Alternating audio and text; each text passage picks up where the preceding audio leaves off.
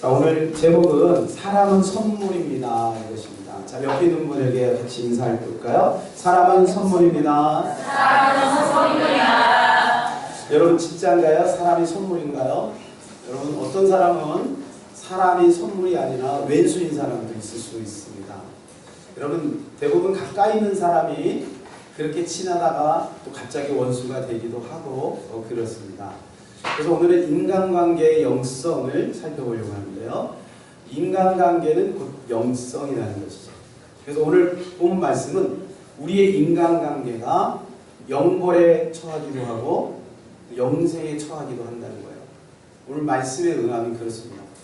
믿음으로 구원을 받는 것은 맞지요. 틀림없는 사실이죠. 그러나 예수님께서 왜 이 비유를 하셨을까? 우리는 한번 잘 생각해 봐야 합니다. 지극히 작은 자 하나에게 한 것이 곧 누구에게 한 것이라고요? 내게 한 것이라 이렇게 말씀해 주고 있어요. 그러면 지극히 작은 자에게 안 한 것이 곧 예수님께 안 한 것이 된 것이기 때문에 인간관계는 그야말로 너무너무 중요한 것이죠. 우리가 잘못하면 신앙생활하면서 하나님만 바라봐요. 하나님. 물론 하나님만 바라보기 주만 바라볼지라 그 찬양 너무 좋죠. 저도 그 찬양 참 많이 불렀고요. 그런데 우리가 잘못하면 그것 때문에 오해가 생길 수 있습니다. 나는 오직 주님만 보고 달려간다. 그런데 주님 뭐라고 말씀해 주시냐면 작은 자에게 한 것이 내게 한 거야. 주님은 눈에 보이지 않잖아요. 그런데 주님은 자꾸 우리에게 나타나세요. 옆에 있는 성도로 나타나세요. 옆에 있는 어려운 사람으로. 예수님 자꾸 등장하신단 말이에요. 그런데 우리는 아이 저리 비켜. 너 말고 난 예수님만 볼 거야. 넌 절로 가. 애들은 가라. 애들은 가라. 애들은 가라. 너는 가. 나는 주님만 볼 거니까 나는 가. 필요 없어. 이렇게 될 수 있다. 근데 오늘 말씀해 보니까 뭐라고 돼 있어요? 지극히 작은 자에게 한 것이 곧 누구에게 한 거라고요? 주님께. 제 말이에요? 예수님 말씀이에요? 여러분 옆에 있는 사람한테 축복해 보세요. 그게 누구에게 한 거예요? 예수님께 한 거예요. 해보세요. 축복합니다. 1등 되세요. 백마탄 왕자 만나세요. 축복하시기 바랍니다.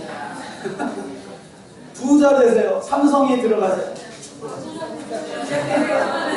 부자 되세요. 경찰 공무원에 패스하세요. 여러분 이것이 바로 예수님께 한 거예요. 제가 신앙생활을 오래 하면서 이 틀이 깨지기 시작한 것은 그렇게 오래되지 않았습니다. 제가 일본에서도 사실은 이 틀이 잘 안 깨지더라고요. 저는 하나님만 바라고 열심히 충성하고 열심히 기도하고 금식하고 그럼 신앙생활 잘한다고 그렇게 늘 생각을 했어요. 근데 어느 날 하나님께서 제 생각을 조금씩 인간관계의 어려움을 통하여 발견하게 하십니다. 여러분 그래서 여러분도 마찬가지예요. 어떤 사람들은요 목적만을 바라보고 가는 사람이 있어요.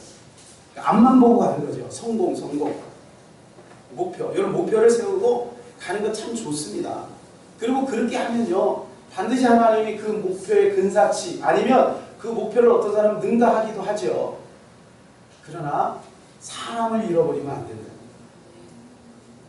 사람은 꽃보다 아름답기 때문에. 또 다 아시잖아요. 그 유명한 말인데. 사람은 꽃보다 아름다워요. 그래서 여러분 우리가 그 인간관계는요 그냥 하루아침에 되는 것은 아니에요. 그래서 여러분 교회 생활이 참 좋은 게 바로 그런 거예요. 여기 보면 우리 할머니들부터 90세 우리 임정효 성도님부터 할머니부터 우리 대교까지, 대교가 제일 어리죠. 그래서 대교까지 이렇게 세대를 초월해서 우리가 일주일에 한 번씩 만나고 또 무슨 행사 있으면 또 만나고 그러지 않습니까? 이것이 굉장히 소중한 것입니다. 이 관계를 통해서 우리가 주님을 배워가는 거예요.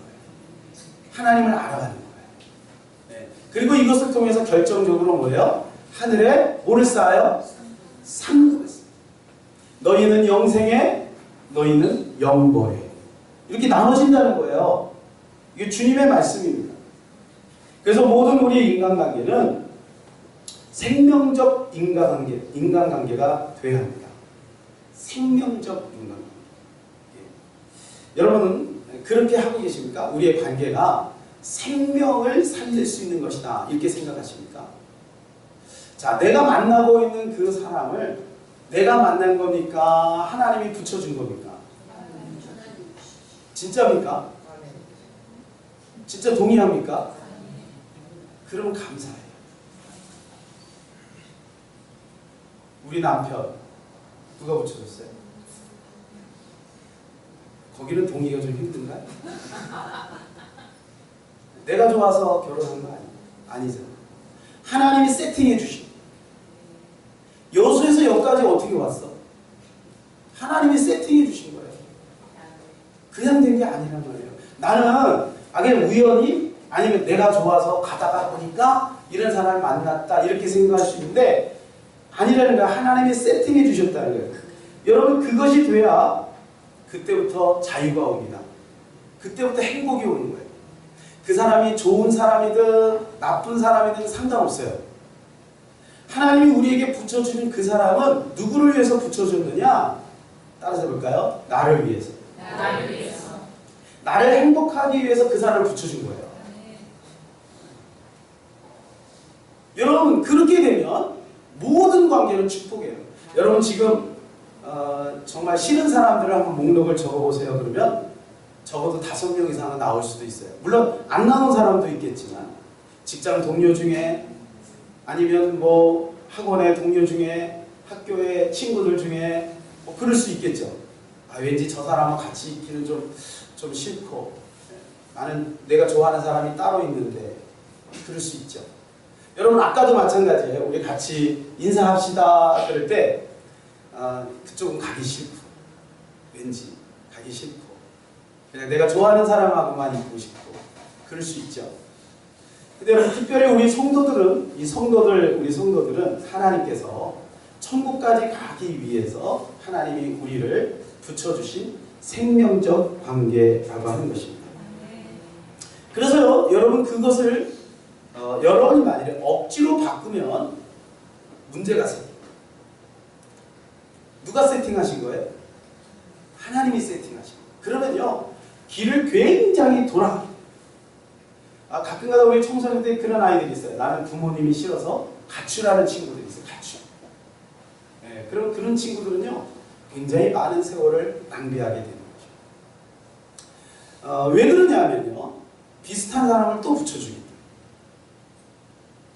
누구를 위해서 그 사람을 붙여줬다고요? 나를 위해서 붙여준 거예요. 그러면 그 관계 속에서 내가 행복해질 때까지 주님은 계속 그런 사람을 붙여줘요. 그래서 이거를 하나님이 하셨다라고 우리가 인정해야 돼요. 그때 뭐가 오냐면 감사가 나타나게 돼요. 감사. 왜냐하면 여러분 생각해 보세요. 그 사람이 없었으면 내가 예수 믿었겠어요? 뭐 죄송한 말씀이라면 저는 우리 아버지가 참 술을 좋아하시고요. 어릴 때부터 굉장히 술을 좋아하셨어요. 그러니까 가정이 어려워질 수밖에 없죠. 그래서 저는 일찍 예수 믿어요. 그러면 우리 아버지는 생명의 은은인 거예요. 그죠? 근데 나는 그거를 나중에 깨달은 거예요. 천국 가서 감사하려고요. 아버지 고맙습니다. 아버지 때문에 제가 일찍부터 예수 믿게 되었어요. 너무 감사해요. 이렇게 인사드리려고요. 여러분 그게 사실입니다. 여러분 그 사람 때문에 내가 예수 믿은 거고요. 그 사람 때문에 내가 지금도 힘들지만 내가 주님을 찾고 있잖아요. 여러분 사람 관계만큼 힘든 게 없어요. 돈 없으면 벌면 되죠. 다른 것 좀 부족해도 살아갈 수 있는데 특별히 가족 간에 그 어려운 사람이 있다는 것은 이거는 뭐 너무너무 힘든 거죠. 그런데 조금 더 우리 생각을 바꾸면 오히려 그것이 감사가 되고 축복이 되는 거죠. 축복이 됩니다. 그래서요 주님은 아예 직선적으로 이렇게 표현하셨어요. 마태복음 10장 34절에 39절. 마태복음 10장 34절에 39절. 한번 볼까요? 마태복음 10장 우리 어르신들은 앞에 보시면 됩니다. 여기 나와 있을 거예요. 마태복음 10장 34절에서 39절까지. 못 찾으신 분들은 앞에 보시면 됩니다. 내가 세상에 화평을 주러 온 줄로 생각하지 말라. 화평이 아니요. 뭐를 주러 왔다고요? 검을 주러 왔대요. 와. 여러분, 주님은 사랑의 주님인데 왜 우리에게 검을 줄까요? 왜 검을 줄까요? 그 다음에 35절 같이 읽어볼까요? 내가 온 것은 사람이 그 아버지와 딸이 어머니와 며느리가 시어미와 불화하게 하려 하니. 어우, 불화하는 것을 주님이 좋아하시나요? 막 우리가 막 싸우면 주님, 와, 잘한다, 이렇게 하기 위해서 이 말씀을 주신 걸까요? 36절에 사람의 원수가 자기 집안 식구이라. 와, 집안 식구가 원수가 된대요. 네. 남편하고 아내가 원수되는 것은 이미 오래됐기 때문에 뭐 괜찮지만 아들하고 엄마가 원수가 되는 거예요. 그걸 주님이 기뻐하실까요? 아니죠. 37절 같이 한번 읽어볼까요? 아버지와 어머니를 나보다 더 사랑하는 자는 내게 합당하지 아니하고 아들이나 딸을 나보다 더 사랑하는 자도 내게 합당하지 아니하고. 여러분, 자녀 사랑하죠? 우리 자녀들은 부모님 사랑하죠? 예. 그러면 이 말이 사랑하지 말라는 얘기예요? 사랑하지 말라는 얘기예요? 아니죠. 우리는 알 수 있죠. 예. 자, 왜 우리가 불화하게 될까요? 왜 가족 간에 불화가 올까요? 그것은 선명해지기 때문에. 선명해지기. 시간이 가면 갈수록 선명해지고, 예수 생명이 있는 사람과 예수 생명이 없는 사람과 선명해지고, 그러니까 가족 간에 영적으로 다툼이 생기게 되는 것이죠. 여러분, 37절에 보게 되면 주님께서 딸을 나보다 더 사랑하는 자도 내게 합당하지 않는다. 여러분, 딸 사랑하잖아요. 그러면 어떻게 해요? 여러분, 합당하지 않아요? 그러면 안 되잖아요. 이 말은 필레오로 사랑하지 말고 아가페로 사랑해요. 좀 더 이따가 구체적으로 한번 살펴보도록 하겠습니다. 그래서 우리는 사람을 대할 때 그 사람과 나 사이에 어떤 분이 있어요. 그분이 바로 하나님이에요. 사람과 사람이 이렇게 대하는데 하나님이 그 사이에 있으면 여러분, 이 인간관계는 아름다워질 수 있어요. 만약 사람과 사람만 있으면 이건 육신적인 관계가 되기 때문에 육신의 생각에 따라서 이 사람이 믿기도 하고 좋기도 합니다. 친구가 잘해주면 좋은 거예요. 하나님이 없으면. 근데 친구가 잘 안 해주면 미운 거예요. 친구가 나를 왕따 시키면 미운 거예요. 힘든 거예요. 그래서 너와 나 사이에는 하나님이 있다는 것을 알아야 돼요. 하나님이 있으면 우리는 알고 있죠? 그 상대방의 하나님이 없어도 나에게 하나님이 있다는 것을 분명하게 믿고 확인된 사람은 이제 우리가 우리를 주는 게 아니라 하나님을 줄 수 있어요. 하나님을 줄 수 있어요. 여러분, 내 힘 가지고는 사랑할 수 없습니다. 한계가 있습니다. 그러나 하나님을 주려고 할 때는 가능한 거예요. 졸린 사람은 세수하고 오세요. 지금 딱 두 사람이 지금 정신을 못 차리고 졸고 있어요. 근데 가족이야, 가족. 자, 그래서요, 우리는 또 마찬가지예요. 그 사람이 나에게 대하는 태도를 볼 때 어떻게 해야 되냐면 하나님이 보여야 해요. 하나님. 자, 오늘 여기 지극히 작은 자가 나옵니다. 그죠? 뭐 이건 설명 안 해도 여러분 다 아시죠? 지극히 작은 자. 그러면 여러분이 지극히 작은 자가 누굴까? 우리는 흔히 지극히 작은 자 하면 이런 사람을 생각합니다. 어려운 사람, 가난한 사람, 과부와 고아, 노숙자, 그리고 나이가 어린 사람. 보통 우리가 이렇게 생각할 수 있어요. 이 지극히 작은 자가 과연 누굴까요? 이 지극히 작은 자는 여러분의 남편입니다. 이 지극히 작은 자는 여러분의 자녀입니다. 이 지극히 작은 자는 우리 옆에 있는 사랑하는 성도들입니다. 그들에게 하는 것이 곧 누구에게 한 것이냐? 바로 주님께 한 것이다. 여러분 그렇게 해야지 되지요. 만일에 우리 남편이 내 남편이라고 생각을 하면 그러면 내 생각대로 안 되면 뒤집어지는 거죠. 왜냐하면 그 남편은 내 소유물입니다. 우리 할머니들의 사랑이 지극하죠.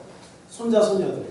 아이고 우리 새끼 그러잖아요. 그죠? 우리 새끼. 그런데 죄송한 말씀입니다만 거기까지 머물면 거기는 상급은 없어요. 사랑할 수는 있죠. 손자 손녀이기 때문에 사랑은 하지만 상급은 없어요. 그래서 어떻게 보면 좀 극단적인 말일 수 있는데 정은 상당히 마귀적인 거죠.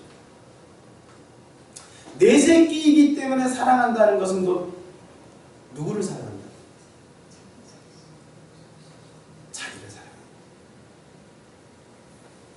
그러니까 여러분 우리 가족들이 우리 사랑하는 남편, 사랑하는 아내가 지극히 작은 자라고 하는 생각을 가지고 있을 때는 그 사람이 어떤 반응을 나한테 보여도 그를 불쌍히 여길 수가 있어요. 근데 내 남편이고 내 아내고 내 자식이니까 내 뜻대로 안 되니까 어떻게 돼요? 확 치밀어. 분노가 막 치밀어. 힘들고 어려워. 육신에 속한 사람은요 계속해서 사랑과의 관계 속에서 그렇게 보는 거예요. 그러나 영에 속한 사람은요 사람보다 하나님이 더 많아요. 그러면 그 사람이 나한테 어려움을 주고 힘들게 하면요 그 사람 보면 불쌍해요. 그 사람이 불쌍하게 보여요. 베드로전서 4장 11절 우리 한번 볼까요? 베드로전서 4장 11절 앞에 있죠? 우리 같이 한번 읽어볼까요? 시작! 만일 누가 말하려면 하나님의 말씀을 하는 것 같이 하고 누가 봉사하려면 하나님이 공급하시는 힘으로 하는 것 같이 하라. 이는 범사의 예수 그리스도로 말미암아 하나님의 영광을 받으시게 하려 함이니 그에게 영광과 권능이 세세 무궁하도록 있느니라. 아멘. 오늘 본문과 같은 말이죠. 자, 우리가 말하는 것을 누구에게 하듯이 하냐면 하나님의 말씀으로 말하는 것처럼 그렇게 말합니다. 봉사할 때 우리는 하나님이 공급하시는 힘으로 하라는 거예요. 내 힘으로 하는 게 아니에요. 하나님의 힘으로 하는 거예요. 그때 이것을 통해서 어떻게 하냐면 그에게 영광이 돌려지게 됩니다. 자, 그러면 우리가 봉사도 마찬가지. 여러분 봉사할 때요. 우리 교회 봉사하잖아요. 청소하고 그러잖아요. 그럴 때 우리가 어떤 마음으로 설거지 할 때도 어떤 마음, 찬양할 때도 어떤 마음, 설교할 때도 어떤, 목회할 때도 어떤 마음으로 이게 다른 거죠. 주님께 하듯 하고 주님이 하시는 것처럼 한다면 그것이 하나님 앞에 영광이 되지만 주님은 상관없이 그냥 누구 보고 순서 정해졌으니까 하고 아니 목사님 보고 남이 나를 칭찬해 주니까 하고 그런 것은 하나님께 영광이 된다 안 된다? 안 된다. 이건 모든 인간관계 속에서 마찬가지죠. 자녀를 양육하는 데 있어서도 여러분이 자녀를 양육할 때 우리 자식 잘되게 해야지 이런 목표로 만일에 자녀들을 양육한다면 그것은 하나님께 영광은 안 돼요. 그러나 이 자녀가 하나님의 말씀 안에서 주님이 기뻐하시는 대로 잘 성장해서 주님의 영광을 위해서 살아가는 아들, 딸들이 되기를 원한다면 그것이 마지막에 하나님 앞에 섰을 때 상급이 된다. 그래서 나의 존재의 이유는 과연 무엇인가? 여러분 나의 존재의 이유는 한번 따라서 볼까요? 그를 위해서. 나의 존재의 이유는 그 사람 때문에. 여러분 결혼할 때 그 사람 때문에 내 존재의 이유를 찾으셨잖아요. 결혼할 때도 그런 게 없었어요? 지금이야 조금 이해가 되지만 결혼할 때도 없진 않았잖아요. 결혼할 때는 여러분 그 사람이 내 존재의 이유였잖아요. 그 사람이 나를 발견하게 하고 그 사람 때문에 내가 행복하고 그랬잖아요. 그죠? 우리 할머니들이야 너무 세월이 오래 흘러서 잘 모르겠지만 우리 아직 젊은 분들은 그게 조금 기억에는 남아있을 것 같은데요. 어떤 목사님이 결혼 생활에 너무 힘들었대요. 너무 결혼 생활이 힘들어서 하나님 앞에 솔직히 기도했대요. 하나님, 결혼이 너무 힘들어요. 하나님, 이거 어떻게 좀 방법이 없을까요? 그렇게 기도를 한 거예요. 그랬더니 주님이, 그러니까 여러 가지 이제 자기가 생각할 때 이제 자기가 생각하는 그런 어떤 쪽으로 잘 이게 안 되는 거죠. 우리 집을 생각하지 마세요. 우리 집사람은 아주 훌륭합니다. 제가 못 쫓아갑니다. 네. 그런데 그것 때문에 막 고민을 한 거예요. 그래서 기도했더니 주님 뭐라고 말씀하시냐면 너 아니면 안 되기 때문에 그걸 붙인 거예요. 왜 웃으세요? 집사님 아니면 안 되기 때문에. 뭐 그 사람이 나쁘다 좋다 그 말이 아니고 그 말이 아니라 하나님이 계획 속에서 붙인 거예요. 그러면 여러분 그것을 우리가 발견하면요 우리는 쉽게 문제가 풀릴 수 있어요. 안 그러면 뭐가 생기냐? 원망과 불평이 생깁니다. 에베소서 5장 22절 24절 볼까요? 우리가 아내들이 남편을 어떻게 대해야 되는지. 에베소서 5장 22절에서 24절. 우리 같이 한번 읽어볼까요? 시작. 아내들이여 자기 남편에게 복종하기를 쉽게 하듯하나 이는 남편에게 머리니 그리스도의 머리된 것 같으니 그가 바로 몸의 구주십니다. 그러므로 교회가 그리스도에게 하듯 아내들도 범사에 자기 남편에게 복종할지니라. 어떻게 하라고요? 복종하래요. 복종. 누구에게 하듯? 주께. 주께. 야, 이거 정말 부담되는 얘기죠. 복종. 복종이라는 것은 뭐냐면 이게 종이 주인이 명령할 때 무릎 꿇고 탁 해서 하달 받고 그대로 끝나고 나서 주인님 다 했습니다. 이렇게 하라는 거예요. 마침 여기 우리 남자들이 없어서 다행이에요. 여러분 우리가 그렇게 해야 돼요. 그러면 이게 무슨 말일까? 이게 무슨 말일까? 남자들이 원하는 것이 뭔지를 곰곰이 생각해요. 남자들이 무엇을 원하는지를 곰곰이 생각해요. 여러분 제가 지난 우리 어제 청년에게도 말씀을 드렸고 지난번에 제가 말한 닭다리 사건 여러분 아시죠?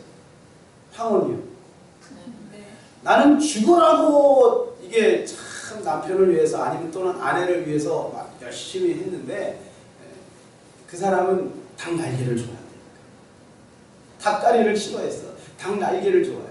근데 이혼할 때까지 60 중반이 될 때까지 뭐예요? 그걸 모르는 거예요. 그러니까 얼마나 힘들어요. 여러분 우리 아내들이요 남편을 잘 묵상하시고 우리 믿는 사람이 잘못하면 이럴 수 있어요. 나는 예수 믿고 나는 성령 충만하고 난 기도 많이 하고 난 말씀 많이 하니까 당신 잘 모르잖아. 그러니까 내 말대로 하는 게 하나님의 뜻일 거야. 이럴 수 있는데 성경은 뭐라고 말씀해? 여기에 조건부가 없어요. 믿지 않는 남편에게는 복종하지 말고 이런 거 없어요. 믿음이 없고 신앙생활을 제대로 못해도 여러분 남편에게 복종해야 돼요. 그 복종한다는 것은 무조건 비굴하게 다 내가 잘못했어요. 당신이 다 옳아요. 이게 아니잖아요. 그죠? 그분이 뭘 원하는지를 곰곰이 생각해보면 답이 있어요. 답이 있어요. 그런 거 우리가 잘 생각해봐요. 남편이 뭐를 정말 싫어하는지 혹시 우리의 말에 실수가 많이 있지는 않은지 그런 거 생각해 봐야 돼요. 혹시 내가 가지고 있는 어떤 어릴 때부터 가지고 있었던 습관, 그 습관, 그런 것을 남편이 싫어하는데도 불구하고 나는 그냥 남편이니까 너무 편한 거죠. 그리고 그 사람은 그것 때문에 너무 괴로워하고 너무너무 힘들어하는데 나는 내가 편하니까 그냥 하는 거예요. 그거는 복종하는 거예요. 왜 남편하고 아내가 갈등이 있느냐? 그것은 말씀대로 안 살아서. 말씀대로 살면 갈등이 없어요. 말씀대로 살아요. 말씀. 그래서요, 우리는 어떻게 되냐면요, 우리 아내하고 남편으로 갑자기 좁혀졌는데, 이제 우리 청년들도 우리 후대들도 그렇고, 사람을 대할 때 어떻게 하냐면요, 그 사람을 영혼으로 보시기 바랍니다. 영혼으로 보세요. 그 사람이 영혼이에요, 영혼. 자, 그 말은 뭐냐면요, 하나님이 나를 사랑하듯이 그 사람도 동일하게 사랑한다. 내 안에 예수님이 있는 것처럼 그 사람 안에도 예수님이 계세요. 여러분, 그 사람이 실수하고 연약해도 그 안에 계신 예수님은 똑같아요. 예수님이 갑자기 뭐랄까요? 예수님이 갑자기 다른 예수님이 되는 게 아니에요. 똑같은 예수님.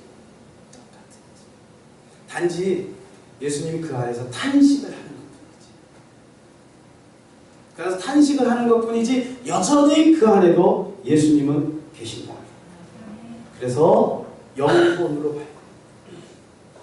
여러분, 우리 청년들, 우리 청년들은 다 홀리해서 그런 일은 없겠지만 혹시 결혼해서 다른 여자에게 자꾸 눈길이 가면 이렇게 생각하면 돼요.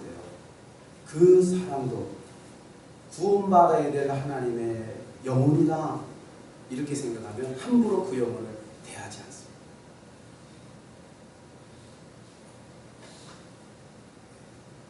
여러분, 모든 관계가 이렇게 영혼이라고 생각하면 쉽게 문제가 풀려요. 그래서 우리는 어떤 환경에 들어갔을 때 우리는 그것을 한번 잘 묵상할 필요가 있습니다. 제가 이제 요즘에는 설교법을 좀 약간 바꿨어요. 그 전에는 이제 설교를 이제 하나님이 주시는 말씀으로 막 이렇게 했는데 지금은 그렇게 하기보다는 잔잔하지만 여러분이 생각할 수 있도록, 그리고 말씀 속으로 들어갈 수 있도록 그렇게 하는 것이 옳다라는 생각이 들었습니다.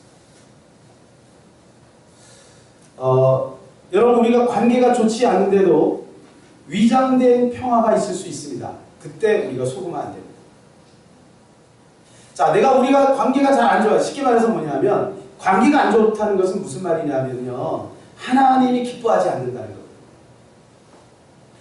아까도 제가 서두에 말씀드렸지만 하나님과 우리 사이의 이 관계만 중요한 것이 아니라 사람과 사람의 이 관계가 굉장히 중요한 것인데, 우리가 사람과 사람의 관계가 다 깨져버렸는데 내가 잘 돼요. 그럴 수 있어요, 여러분. 오히려 세상 사람들, 예수가 없는 사람들은 그럴 수 있어요. 잘 돼요. 그럴 때 우리가 조심해야 될 것이 있어요. 그것이 바로 뭐냐? 그거는 위장된 평안입니다. 그래서 오히려 고난이 있고 어려움이 있고 아픔이 있고 지금 굉장히 내 안에 환난이 있을 때 그것이 오히려 하나님께서 나와 함께 하시는, 나와 동행하시는, 그리고 내가 너를 사랑한다는 그러한 증거를 보여주시는 것일 수 있다는 것.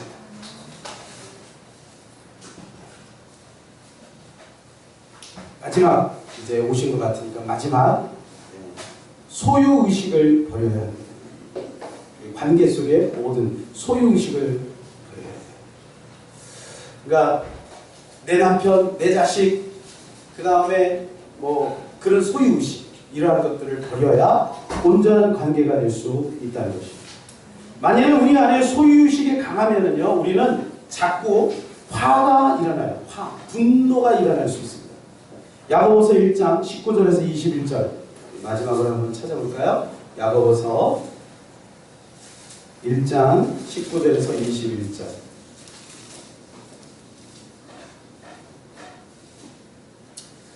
네, 야고보서 1장 19절에서 21절 말씀 우리 같이 한번 읽읍시다. 시작. 내 사랑하는 형제들아, 너희가 알지니 사람마다 듣기는 속히하고 말하기는 더디하며 성례기도 더디하라. 사람이 성내는 것이 하나님의 의를 이루지 못함이라. 그러므로 모든 더러운 것과 넘치는 악을 버리고 너희 영혼을 이 구원을 마음에 심어주신 말씀을 온유함으로 받으라. 자, 여러분 여기 보면 성내는 것은 하나님의 의를 이루지 못한다 이렇게 되어 있습니다. 이 말은 뭐냐면요, 모든 것이 공든탑이 한꺼번에 무너진다. 여러분 우리 관계 속에 어려움이 있고 관계 속에 어떤 이 관계가 잘 풀리지 않을 때 우리가 주의해야 될 것이 있어요. 그것은 바로 분노를 일으킵니다. 그러면 하나님의 의가 이루어지지 않아요. 쉽게 말해서 이 말은 무슨 말이냐면 하나님 눈 밖에 난다는 거예요. 의가 뭐죠? 디카이오스네예요. 디카이오스. 하나님의 의를 이루지 못하는 것은 뭐냐? 디카이오스네는 관계를 말해요. 우리가 사람에게 성을 내면 하나님과의 관계가 깨진다. 하나님의 의를 이루지 못한다는 말은 하나님 눈 밖에 난다. 그래서 우리가 가능하면 우리의 분노를 잘 조절할 수 있어야 되는 것이죠. 그래서 이제 해야 될 것을 말해주는데 그것은 19절에 뭐라고 되어 있냐면 듣기는 속히 하고 말하기는 더디하라. 따라서 듣기는 속히 하고 말하기는 더디하라. 그것이 가장 좋은 방법. 근데 이거는 사람의 성격에 따라서 기질에 따라 좀 다를 수 있지만 노력해야 되겠죠. 듣기는 속히 하고 말하기는 더디해. 그래야 만약에 이게 반대로 가잖아요. 반대로 가면 어떤 현상이 벌어지냐면 자기도 모르는 사이에 분노가 확. 왜 그러냐? 한 성깔 한다 그러잖아요. 저도 한 성깔 하는데 그러면 하나님의 의가 그동안 하나님과 좋은 관계를 맺었는데 이게 한순간에 공든탑이 와르르 무너지게 되는 거예요. 그러니까 주의해라. 방법을 알려주셨어요. 그 방법이 뭡니까? 21절 다시 한번 읽읍시다. 시작. 그러므로 모든 더러운 것과 넘치는 악을 내버리고 너희 영혼을 능히 구원할 바 마음에 심어둔 말씀을 온유함으로 하라. 여기 보면 그러므로라고 하는 접속사가 있어요. 그죠? 자, 뭐 하지 말라는 거야? 성내지 말아라. 성내면 너 나하고 관계없는 자가 돼. 그러니까 절대 성내지 마. 그런데 그렇게 하려면 그러므로 뭐 하라고요? 하나님의 말씀으로 내 영혼을 채우라. 여러분 내가 다짐한다고 되는 게 아니에요. 인간관계에 내 다짐한다고 돼요. 내가 잘해야지 결심한다고 되는 게 아니에요.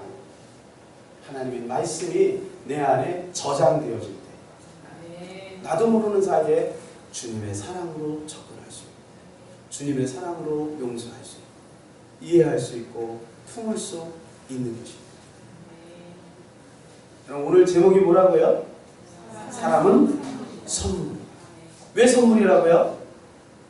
나를 축복하기 위해서 그 사람이 좋던 나쁘던 나를 축복하기 위해서 하나님이 붙여준 사람까지.